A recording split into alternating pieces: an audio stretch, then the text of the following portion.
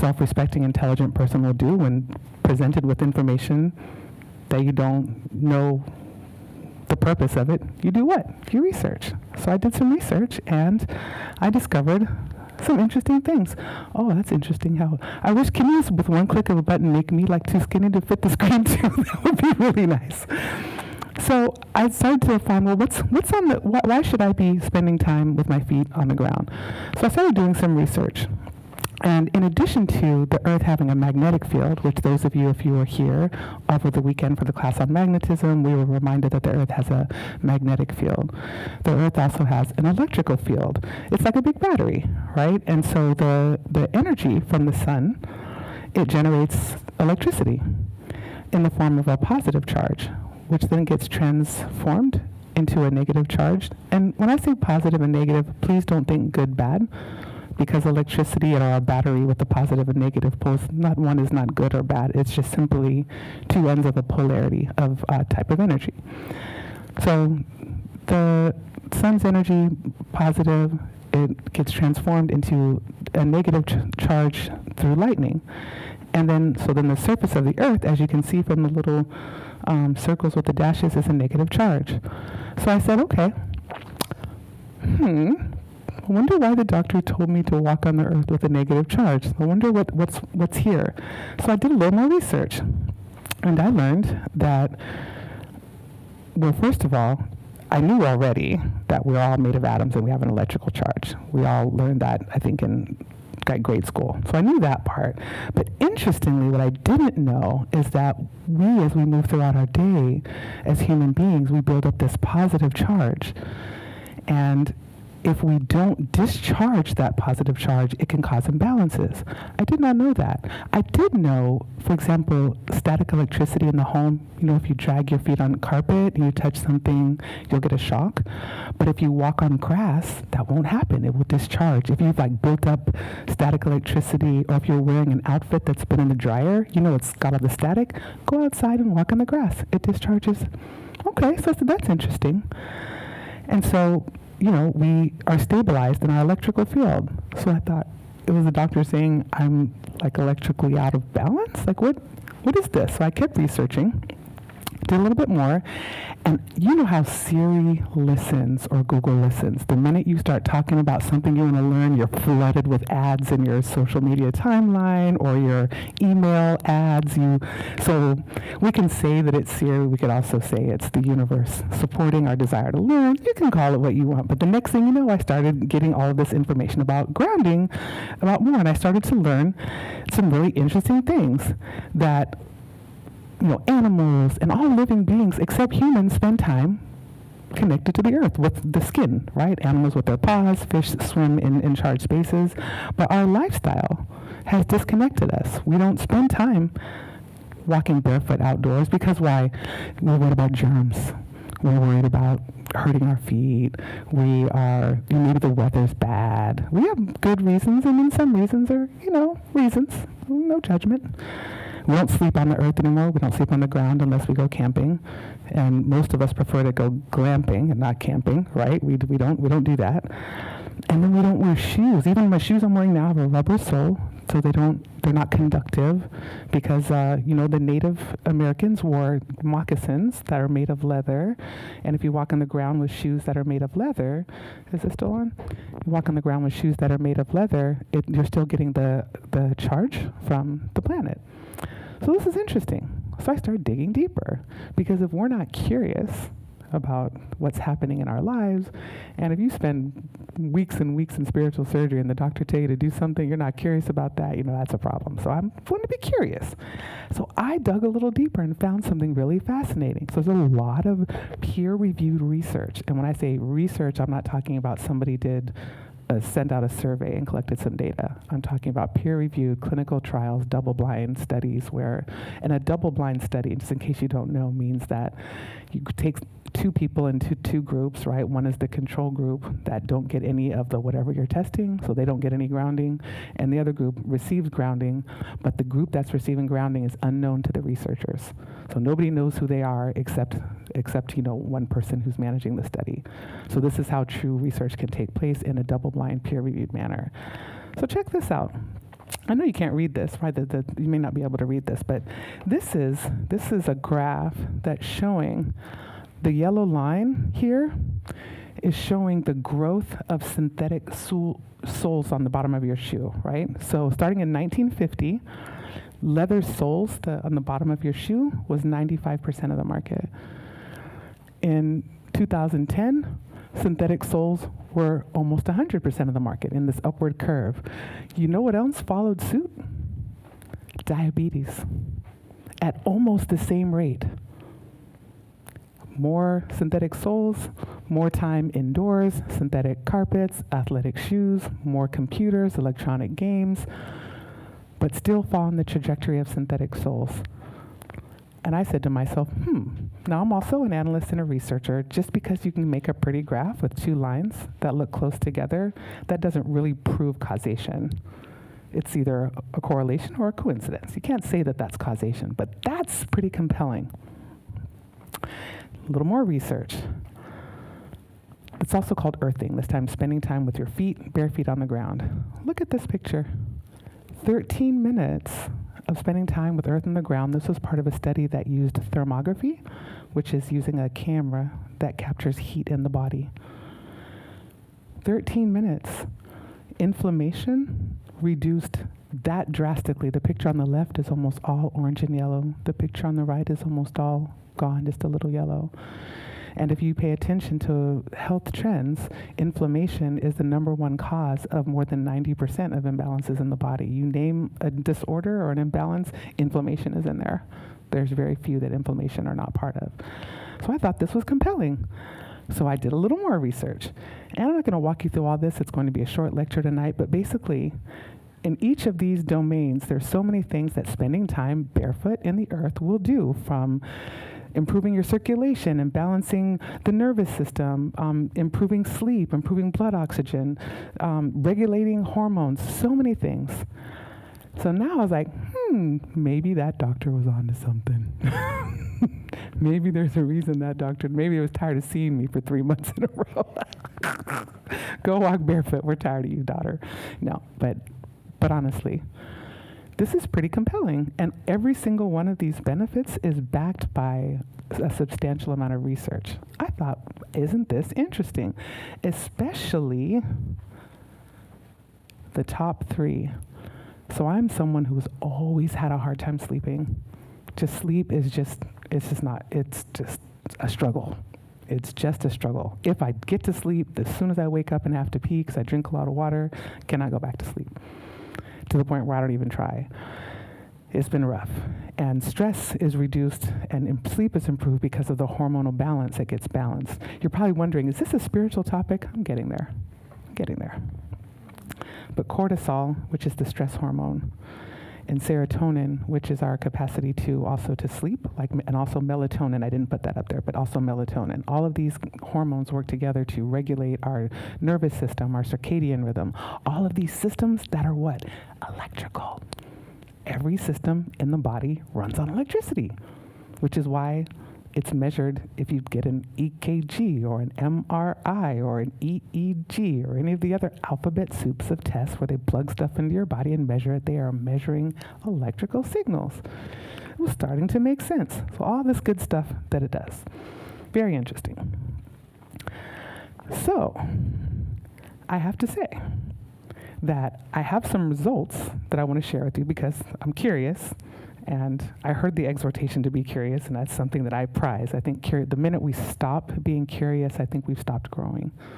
Curiosity is the essential precursor to growth. Because if we're not curious, then we don't ever learn the answer to what if. What if is the question that generates all of the learning that we can have. So I thought to myself, well, what if, right? I spent more time outdoors. I wonder what would happen. I wonder would I experience these benefits? So I did a little more research. Is walking outdoors like all I can do? Because I work indoors. I work from home. I live near the beach, but don't really have, during my work day, when it's light outside, don't really have a lot of opportunities to get away. So I was like, well, how can we do it, right? So there's ways to do this. So walking barefoot, obviously, which was the question that got me here. Sand, pebbles, grass, dirt. And interestingly, the research says that moist earth is best because why? Water is a conductor of electricity, right? You can lie down in the grass or the sand, swimming in the ocean. And it started to explain things like why I feel so good. Like, you spend the day at the beach. Come home, I feel so good. I sleep good. The only time I sleep good is when I spend the day at the beach. It's starting to click now. Isn't this interesting, right? Get your hands in the soil, but the trick is like 30 minutes minimum. 30 minutes, an hour is better. All this is free. This is available to all of us. I was so surprised that by the time I finished this first round of research, I'm like, why did it take 3 months of spiritual surgery and a spiritual doctor to tell me this? Like, we intrinsically know this. Why don't we do it? Why don't we do it? It's just very interesting. But then, what happens, and the next slide is the video, Luigi. What happens if you can't get outside? What happens? There's a very short 1-minute video that can explain what we can do.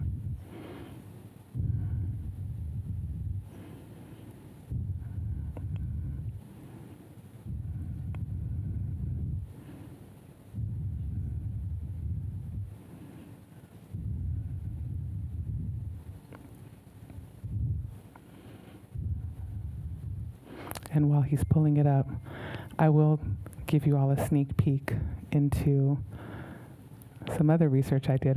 There's someone in the room that I'm not going to name. They can decide if they want to, but also did some tests of this grounding theory, and there were some interesting results that I would like to share with you, but I will not name names unless the person wants to share, because there's something called HIPAA, which is like you're not allowed to share people's personal health information without their permission, and I did not get permission to share their name, so I'll just share some information that I got.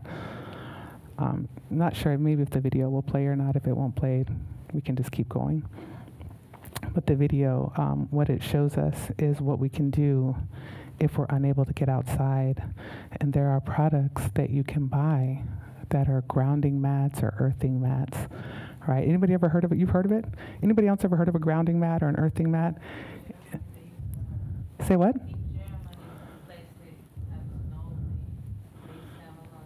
In Germany? Have you ever used one? No. No? Okay. You know about... No, but I have a friend that I have 2 friends that they use that. Yeah? And do they talk about the results they get, or? They feel better. Mm-hmm. They feel better. Mm-hmm. Mm-hmm. And in the back, I think Gracie, yes, what was your experience? Oh, I can't begin a song, so I use that. Like that would be the way that if I'm going to meditate, because I can't stand outside, and I feel the difference. Mm-hmm. Much more I use it, much more it is. There is different kinds, but the one I've been using, it's coming from, it's not from, I think it's, I don't even know, but it's not from the U.S. And it took a while to get here. It is old mine, needs to be replaced, but yeah, it, like she was saying about the sound, I pretty much came, just put it in the mat, lay down, put the sound, and I completely felt the same thing. Probably better if you go up there, but it gives a difference. Got you. Thank you. Luigi, this isn't the video, so you can just put it back on. It's fine. It's only 1 minute, and we can skip it. No, it's not. It's on slide 10.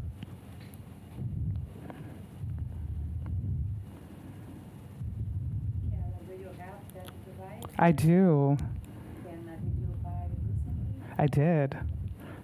And I'm going to... Yeah, I did not bring it with me, but I will talk about it. So this device, what you get is, it's called an earthing mat, and a little video shows you how it works, but it's okay if we can't watch it. So it's basically, every home has something called a grounding rod outside of it. And the grounding rod is connected to your electrical system in your home. And the purpose of the grounding rod is to protect your home against power surges. And that is why when you use use electrical equipment or appliances that have a high voltage, like a stove or a refrigerator or an air conditioner or a computer, they have the plug that has 3 prongs. That's called a grounded plug.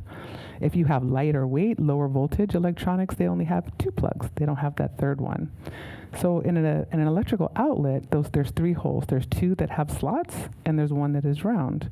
The round one is the grounding socket, and there's no electricity coming from that. Well, these mats, they plug into that grounding socket only, which connects it to the grounding rod that's in the earth. And guess what happens? The research shows that the negative ions from the earth travel from the grounding rod into the house wiring, into the grounding socket, and into the product that you buy, this mat or patches, or there's sheets you can buy, there are blankets, pet beds, all sorts of things made of conductive material.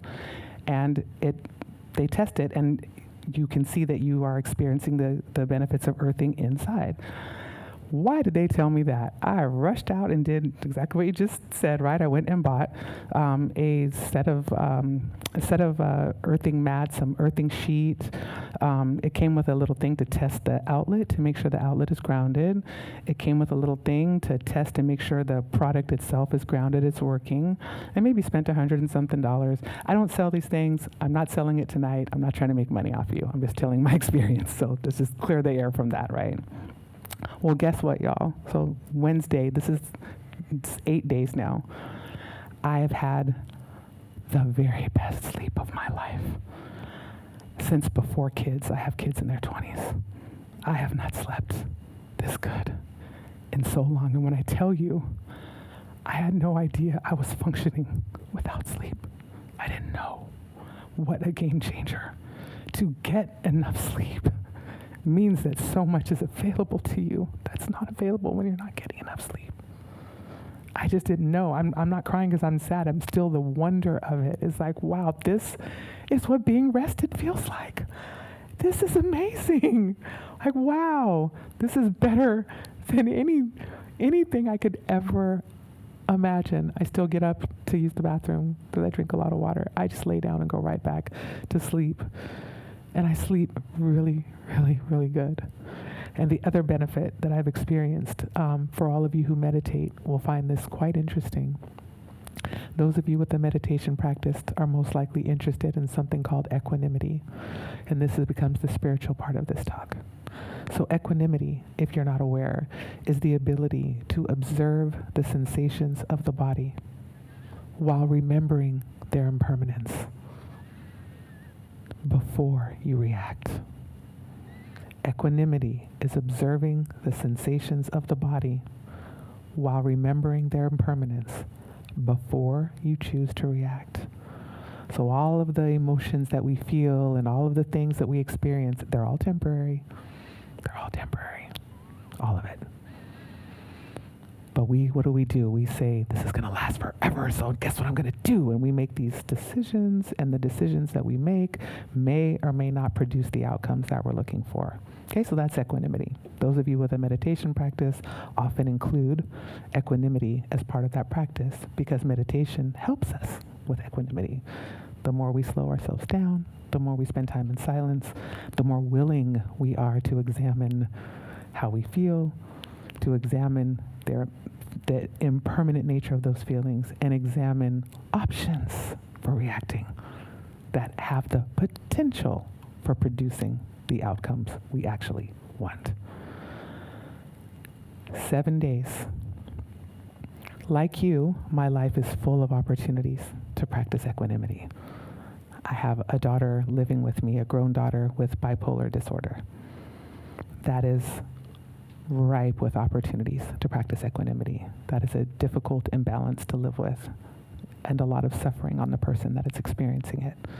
And as a mother, that is a lot of opportunities to practice equanimity, right?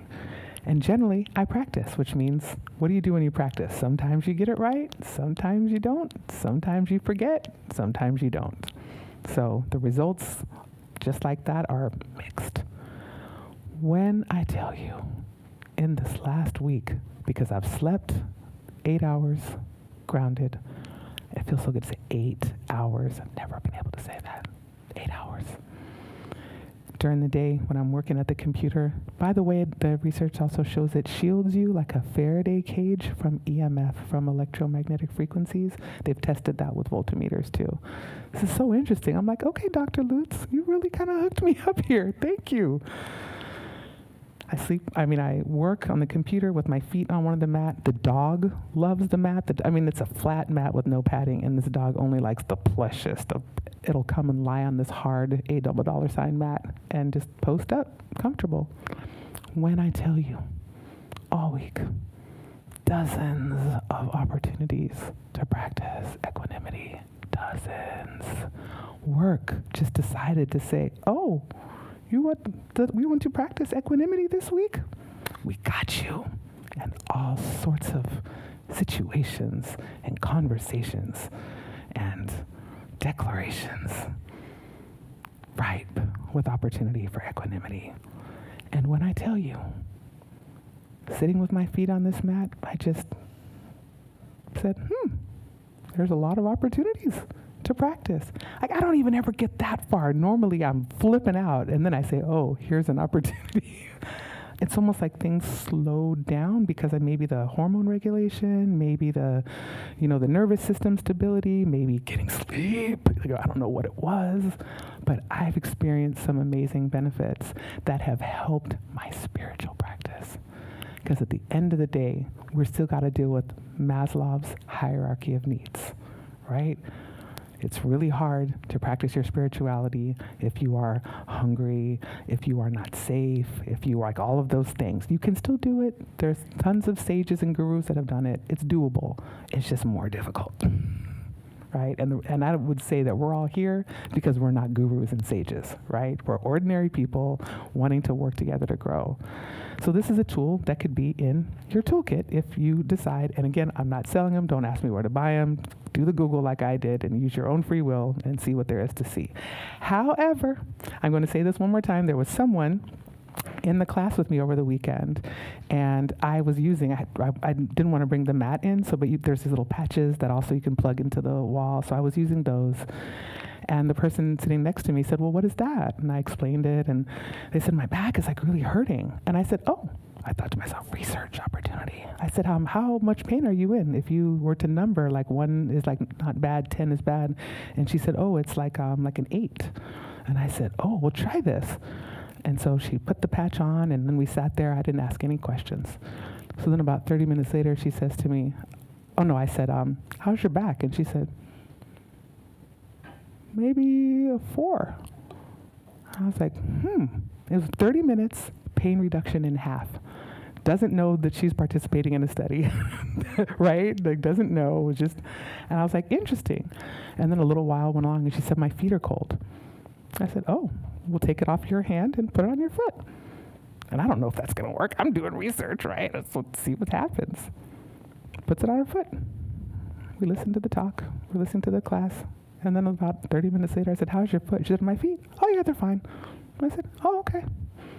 And, I gave the patches to her to take home, and, I'm still waiting to hear what any other data is. If they want to speak up, they can, but I'm not going to, pull that, I don't want to put that person on the spot, but that was research over the weekend, one person. And so anyway, something to consider, right? So as we get ready to close, I want to just remind you all that nothing is a cure-all, right? Yes, this does a lot of things, but nothing works by itself. If you have diabetes, don't think you can buy yourself an earthing mat and it's going to cure it while you eat sugar 7 meals a day, right? That's not going to work. So please just be thoughtful, right? It's a tool to put in your toolkit.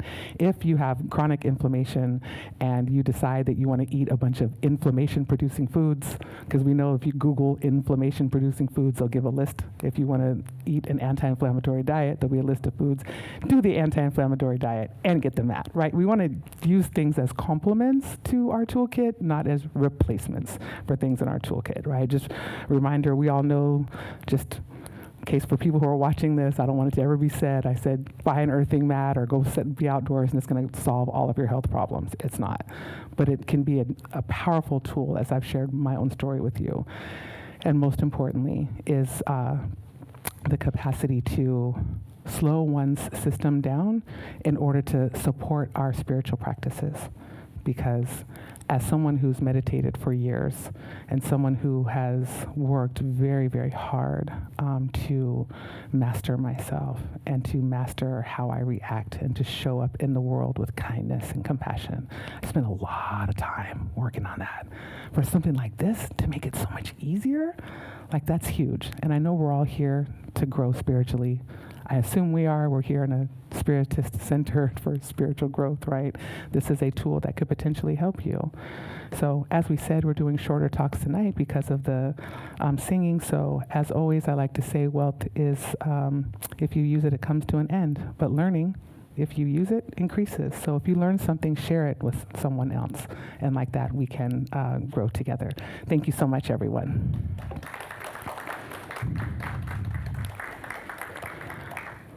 Okay, so I think we have some announcements, and while they're bringing them up, any questions? What questions do you all have about this interesting new tool that you could potentially put into your toolbox? What questions do you have?